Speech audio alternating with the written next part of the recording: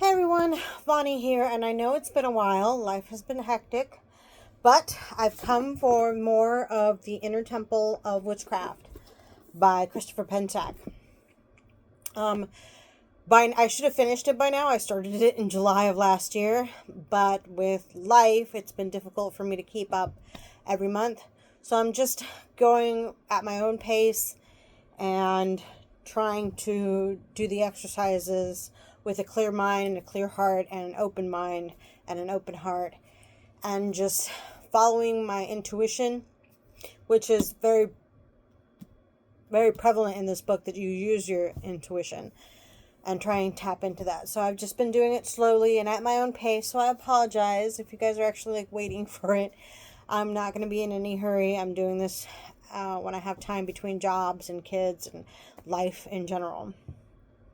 So this month's exercises was energy anatomy, and it mostly focused on your aura and your chakra points. So, like, the first exercise was an aura gazing, trying to see the aura, trying to interpret the aura, what colors you associate with certain feelings or certain emotions or certain aspects. And the way that I did it, like, you first have to do it with a candle, then with an object, then with a person. I normally don't have a person to help me do these things. Lily is with a friend, and Iris is usually moshing in the living room. So what I did was I watched Iris, and I watched her as when she's dancing, the colors that come up, which was usually like orange and yellow, just bright colors that I see as confidence and joy. They're happy colors. So that's what I associated those colors with while she's jumping around and having a good time. And then when she would like take a break and sit down, it would kind of turn to like a light blue, kind of like this blue. This blue right here of my witch hat. It was usually that color, like when she finally like calmed down and was just scrolling through her phone doing stupid shit. So I got to see the changes in the color. Like, she doesn't even know I was doing this, but this is what I was doing. That's why I was staring at her. And I'm quite sure she thought her mom was being creepy and just ignored it. Um, but yeah, it's like I saw the those are the colors that I associate with joy and happiness and confidence, as yellows and oranges, and that's what I would see when she would dance. It was just like a swirl of orange and yellow, which I thought was really cool. Um, then the next exercise was an aura clearing. I done Reiki once, like gone to a Reiki master once, and during an online conversation months ago, somebody said something that the Reiki master had said, which affirmed my belief that I don't have very good boundaries, both physically and aurically. My aura was like someone was siphoning off. It was like spilling energy out, and that's why it was so drained.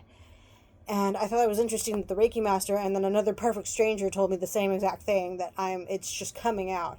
So with this one, I just double checked. I've been using online Reiki, the collective Reikis that they do online, where they tell you what they're doing and why they're doing it. But it's not specific to me. It's a collective, kind of like a collective reading. So you take what you can, what resonates with you, and stick with that. So I've been doing that a lot, and so these came really easily to me. Like, the next exercise was chakra opening and balancing, and I've been reading up a little bit on Reiki and energy work and stuff, and I've really enjoyed being able to navigate my aura and the chakra centers and my energy, because I was feeling always tired. I was always stressed. And now, especially after not getting rid of, but after the situation with Justin, I was so lost. My chakras were completely out of whack. My aura was all over the place.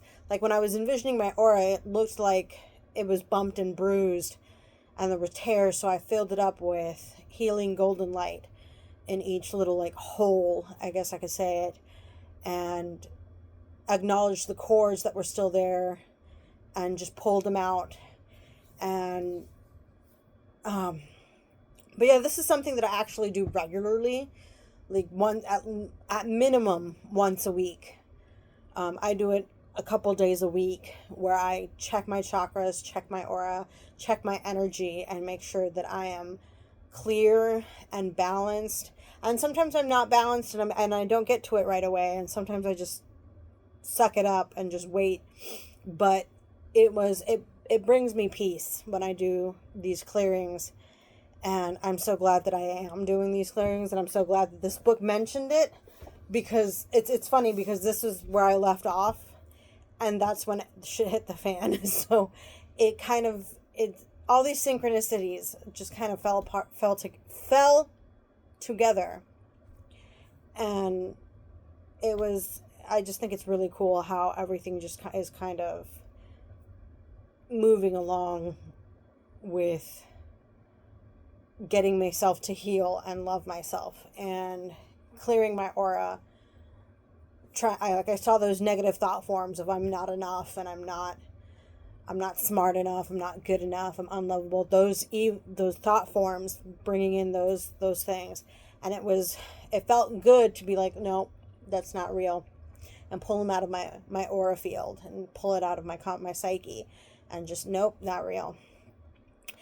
And but yeah, that is month 7, lesson 7 of the Inner Temple of Witchcraft and my experiences. I hope you guys are enjoying this series. I'm enjoying this book. It's going to take me a while to finish it, but I'm glad you're still here with me. So anyway, hope you have a great day. Brightest blessings.